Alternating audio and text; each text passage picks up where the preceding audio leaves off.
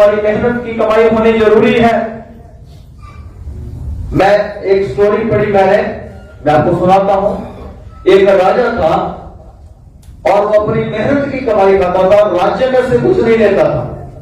सही है।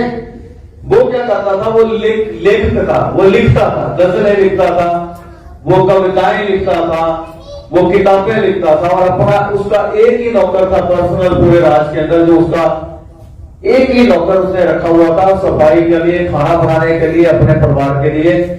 बाकी सब राज्य बिल्कुल खुशहाल था। सुनने वाली बात है, राजे के पास बहुत सारा धन है, लेकिन उसने कहा ये जनता का है, जनता का पैसा जनता के ऊपर लगेगा, मेरा जो मेहनत की कमाई है उसे मैं खाऊंगा। सही है। और वो खुदा से डरने वाला व्यक्ति था और उसका नौकर जो था, बहुत दिन हो गए उसको, उसने कहा मुझे विदा कर, मैंने अपने घर जाना है। एक राज्य के अंदर, जैसे अब तो एक देश बन गया है, पहले राज्य होते थे। सही है। हर स्टेट, जैसे जितनी स्टेट है सुनिए ध्यान से, उतने राज्य होते थे, राजा होते थे। सही है। एक मुल्क, दूसरा, तीसरा, चौथा, ऐसे रख। ध्यान से सुनिए। और जब वो व्यक्ति अपने राजा से कहता है कि मुझे कुछ दे, मैंने अपने घर जाना है और बड़े चिर देर के बाद जाना है, उसके पास कितने रुपए निकले जी? 2 रुपए। 2 रुपए सिर्फ। उसने कहा मेरी मेहनत की कमाई में यही है, ये ले ले, खुदा इसके ऊपर बरकत देगा। और वो व्यक्ति जो नौकर था उसने 2 रुपए लिए और चला गया। एक राज्य निकल के उसके आगे राज्य में गया और जब उसमें से निकल रहा था तो पहले इधर से जाके आगे गया तो वहां पर अनार बिक रहे थे। उसने कहा जाना तो है, चलो वो अनार ले लेते हैं। उसने एक गठरी बांध दी अनारों की। उसने कहा 2 रुपए का अनार दे दो जी। इतने सारे भर दिए उसने, टोकरा भर के दे दिया उसको, फिर चल दिया। और जब उससे अगले राज्य में गया, वहां पर रानी बीमार हो गई थी और वैद्यों ने कहा कि राजा तेरी जो रानी है वो सिर्फ एक ही चीज से ठीक हो सकती है कि उसके अनार खाने के लिए दिए जाएं। और उस राज्य के अंदर अनार नहीं थे।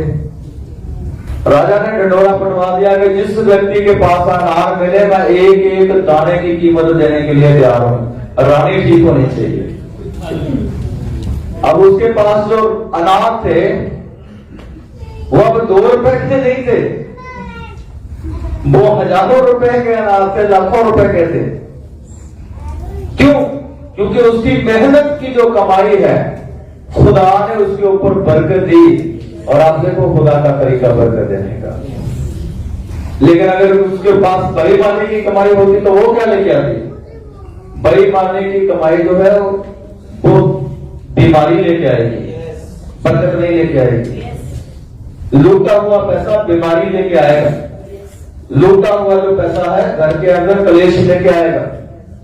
किसी का छीना हुआ जो पैसा है जिसके ऊपर हमारा कोई हक नहीं है, वहां पर कभी भी बरकत नहीं लेके आएगा। अगर हम उसमें दशमांश भी देते हैं और पास्टर को नहीं पता, हमने तो दे दिया, और आप ये ना समझिएगा कि उसके ऊपर बरकत आएगी, कभी भी उसके ऊपर बरकत नहीं आएगी। लेकिन जो आपके ईमानदारी की कमाई है उसके ऊपर बरकत आएगी और यकीनन आएगी। यकीनन उसके ऊपर बरकत। इस बात को याद रखिएगा, बीमारियों से बचाए जाएंगे, आप छुड़ाए जाएंगे, खुदा आपकी हिफाजत करेगा, खुदा आपकी निगरानी करेगा। सही है। और सामरी औरत से खुदा यीशु मसीह ने कहा कि जिसके साथ तू रह रही है वो भी तेरा पति नहीं है। खुदावंद यीशु मसीह पहले से ही जानते और ये प्रकाश वक्त सही है दे दिए जाते। इसी तरह से कि हाजी जो है वो बेईमानी का धन लेके आया, सही है, और अपने घर के अंदर छुपा के आ गया और उसके बच्चे और बच्चियों ने भी उसका साथ दिया। खुदा का कलाम कहता है, अलीशा ने कहा नमान का कोड़ इस कारण से कि तूने धन का लालच किया और उसे झूठ बोल के लेके आया है। तुमने 2 बार झूठ बोला, जा उसका कोट तुझे और तेरी संतान को हमेशा के लिए लगा वो जंगली का उसी समय वो सफेद हो गया, कोट से भर गया और उसके सामने से चला गया। मेरी बात समझ रहे कि नहीं? Hallelujah, hallelujah. धर्मी के लिए बहुत सारी आशीषें हैं। खुदा का वचन कहता है धर्मी सदा की यादगिरी के लिए रखे जाएंगे। धर्मियों के नाम जो है आकाश में तारों की माने चमकेंगे और दुष्टों की ईर्ष नाश हो जाएगी। उसे कभी भी खुदा जो है स्मरण नहीं करता है। अगर खुदा के होठों के ऊपर आपका नाम है तो आप दुनिया में सबसे ज्यादा मुबारक हैं। और खुदा कहता है जब उसको आएगा बादलों की सवारी और एक एक को नाम लेकर के बुलाएगा। Hallelujah, hallelujah. तो बुद्धि की बातें, एक बात याद रखिएगा, खुदा का पवित्र कलाम क्या कहता है, जब तुम बूढ़े होकर अपने बालकों को अच्छी वस्तुएं देना जानते हो तो तुम्हारा स्वर्गीय पिता तुम्हें